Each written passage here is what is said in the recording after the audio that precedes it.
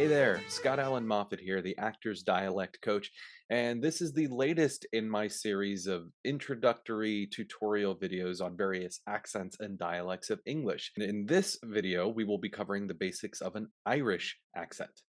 And before we begin, I think it's important for actors to understand exactly what type of Irish accent they might require and which one we're going to be exploring in this video. In reality, the types of voices and accents you're going to hear on the island of Ireland are as varied as its people. And it typically behooves actors when training to focus on the two main accents that will be required of you in performance. The first is a more southern, maybe Dublin based accent, and the second is a Northern Irish, sometimes called an Ulster accent. For the purposes of this tutorial, we'll be exploring a general rule set for the former, a more southern Dublin based, that can be applied to much of the Republic of Ireland. And while some of the sound shifts are also present in the accent of Northern Ireland, that's not the focus of today's guide. Think of the accent presented here as the perfect neutral Irish accent to have on deck for auditions. Then, once you find out the specific area your character is from, you can further investigate the signature sound shifts of that region. In order to better demonstrate the accent's unique sounds, we'll be comparing the rules of an Irish accent, as outlined in this guide, to the sounds of a general American dialect. Let's begin by exploring the unique vowels of an Irish accent. I'll leave a space after each example tongue twister that I'm going to provide you to give you a chance to repeat it. Our first vowel shift exists on the I sound, I as in a word like kit, which might broaden a little bit and open towards the sound as in dress. So the word kit might now sound like ket. Let's hear it on a tongue twister. Bringen sex images of the big ship. Our second vowel shift is on the sound as in strut, which might shift towards a more back sound as in foot. So the word strut now sounds like strut. Here's an example sentence. My brother stumbled into a clump of shrubs. For our next vowel, the back open vowel as in lot, might be a little bit more lip rounded, closer to o. So the tongue twister here might sound like, I thought of calling Sean this fall. Here's a little tip on this sound. Be sure to round your lips over the vowel sound, almost like you're making a kissy face. Oh. For our next vowel shift, as in trap or bath might drop slightly in the mouth. So moves to ah. The words might now sound like trap and bath. On our tongue twister, Bradley the fat cat had a bath and danced. Careful when doing this sound that you're not retracting your tongue. The sound shouldn't be Bradley the fat cat. Rather, the tongue should stay forward in the mouth. Bradley the fat cat. Our next vowel shift is a 2-for-1, and some two-part vowels, for instance, O as in goat and A as in face, are going to cut in half, only hearing the first part of the vowel. So for O, it might now sound like O, goat. And for A, it might sound like E, face. Here's two example sentences. It's only a stone's throw to Rio. My favorite flavor was placed on my plate. If you have trouble finding this sound, speak the American version of the vowel in slow motion and then cut the sound off. O, O, A. Those are the sounds. O, A. For our next vowel shift, I as in price will be slightly more retracted and rounded at the start of the vowel, towards oi, price. For the tongue twister, my fine key lime pie was dry. Be careful on this sound that you don't go all the way to the oi vowel, as in choice. That would result in my fine key lime pie was dry, and it's a much more subtle sound than that. My fine key lime pie was dry. For our next vowel shift, ow as in mouth should have a much more central starting position. So instead of a very front ow, it should be oh, oh, mouth. Here's an example sentence. The crowd out at the townhouse was too loud.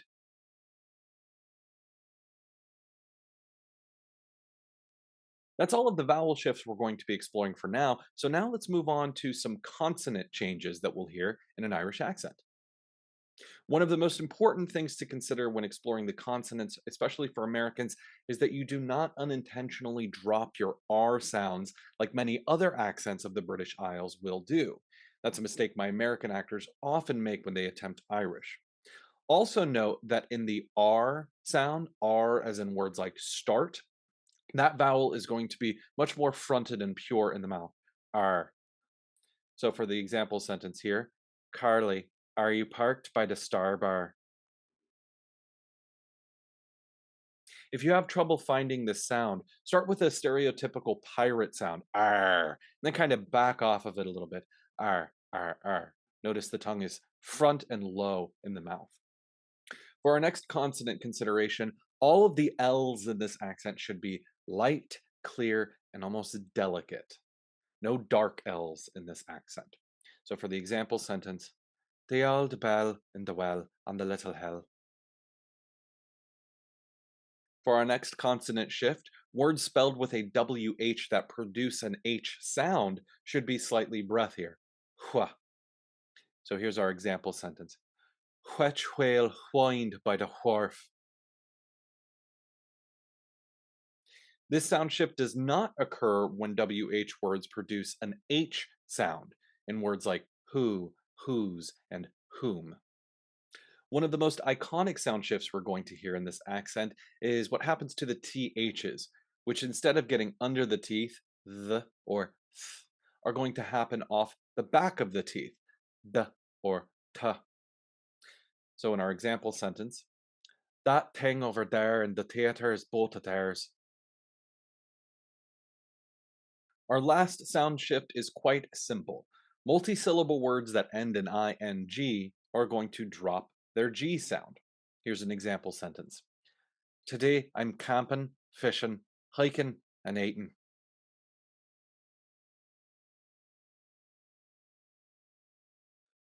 Now that we've covered all the one-to-one sound shifts of the accent, let's talk about musicality.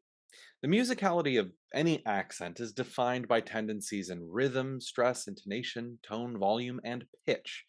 In reality, all of these things are highly personal to an individual speaker.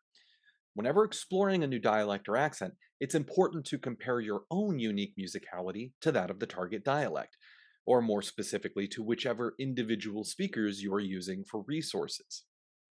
Generally speaking, the Irish accent makes much more use of pitch play than the American accent. Americans may be most familiar with the over the top musicality from that old Lucky Charms slogan, they're always after me Lucky Charms. While, of course, basing your accent entirely on a cartoon's mascot delivery would be frowned upon, it can sometimes be useful to start from this place of almost caricature in order to feel how musical the accent can be. Lots of peaks and valleys, lots of exploring the different range in pitch. From there, try to smooth things out a little bit in your delivery so that you maintain some of the musicality while not sounding like a cartoon character. As with every accent, Irish has many unique word pronunciations. These are just a few common examples, some of my favorites. The word my is likely to move to me in unstressed positions. So instead of give me my hat, you might say give me hat. The word Jesus may be pronounced Jesus when used as an exclamation. The word film may be pronounced with two syllables, film. The word tea may often be heard as tay. I'd like a spot of tea. And one of my favorites, the word idiot, might be heard as Egypt. Ah, you're right, Egypt. There's also a ton of lovely Irish slang available out there. All of that is readily available to you online. Typically, it's not our job as actors to incorporate or come up with such slang in our material, assuming the writer has done their job. But you should familiarize yourself with the pronunciation and meaning regardless of some of the most popular slang words, should you encounter them in an audition. Finally, it's important to consider that many words may favor a more British influenced pronunciation, such as zebra becoming zebra, adult becoming adult, and vitamins might be vitamins. Now that we've covered many of the features of an Irish accent, I'll demonstrate all of them for you together by reciting an excerpt from Hamlet in an Irish accent. Speak the speech, I pray you, as I pronounced it to you, trippingly on the tongue. But if you mouth it as many of your players do, I'd as lief the town crier spoke my lines. Nar do not saw the air too much with your hands thus, but use all gently, for in the very torrent, tempest, and as I may say, whirlwind of your passion, you must acquire and beget a temperance that may give it smoothness. Be not too tame neither, but let your own discretion be your tutor. Suit the action to the word to the action, with a special observance that you o'erstep not the modesty of nature. For anything so o'erdone is from the purpose of playing, whose end, both at the first and now, was and is to hold, as 'twere, the mirror up to nature, to show virtue her feature, scarn her own image, and the very age and body of the time, his form and pressure. The Irish accent can be one of the most difficult ones for American actors to reproduce authentically, due in part to the large number of sound shifts that occur, as well as the many varieties that one may hear on this relatively small island. Begin by practicing the general sound shifts on the example sentences I provided in this tutorial. If you do get an audition or book a role requiring the accent, explore more specifically the sounds of your character's place of birth and incorporate them into what you've learned today. Be sure to check out some of the example speakers I provided in the written tutorial to tune your ears to the sounds of the Irish accent. Thanks for watching.